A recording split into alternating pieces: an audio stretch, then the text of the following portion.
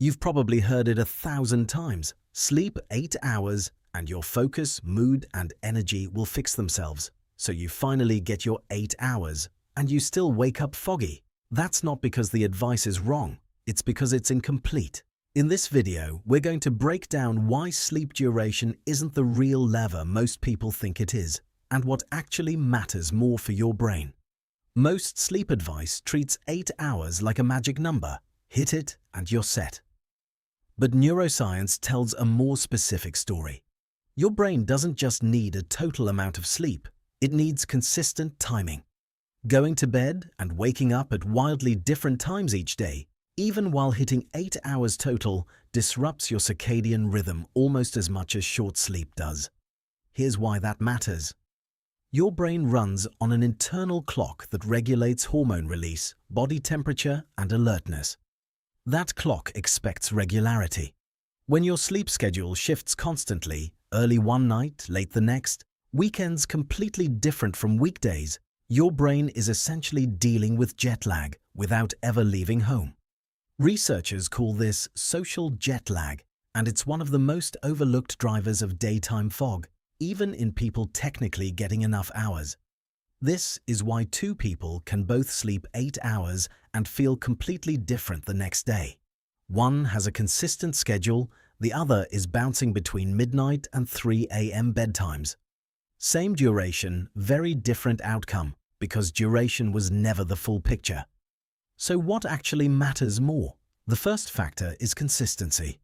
Going to bed and waking up at roughly the same time every day, including weekends, keeps your circadian rhythm stable. This single change often improves how rested people feel more than adding an extra hour of sleep on an irregular schedule. The second factor is sleep timing relative to your natural rhythm. Some people are wired to feel alert earlier, others later. Fighting that internal wiring, forcing an early bedtime when your body isn't ready, or sleeping in past your natural wake window, reduces sleep quality even if the total hours look fine on paper. The third factor is what happens in the hour before bed. Bright light, screens, and stimulation delay your body's release of melatonin, which pushes your actual sleep onset later even if you're lying in bed on schedule. That mismatch between time in bed and time your brain is actually ready to sleep quietly steals hours of quality sleep that never show up in a simple duration count.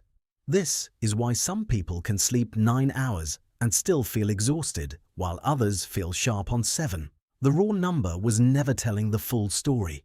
So if you've been chasing 8 hours as the finish line, the real fix is smaller than you'd expect. Pick a consistent wake time and protect it, even on weekends. Let your bedtime follow naturally from that, rather than forcing a fixed number of hours. Dim lights and reduce stimulation in the hour before bed so your body's signal matches your schedule instead of fighting it. Sleep isn't just about quantity, it's about rhythm.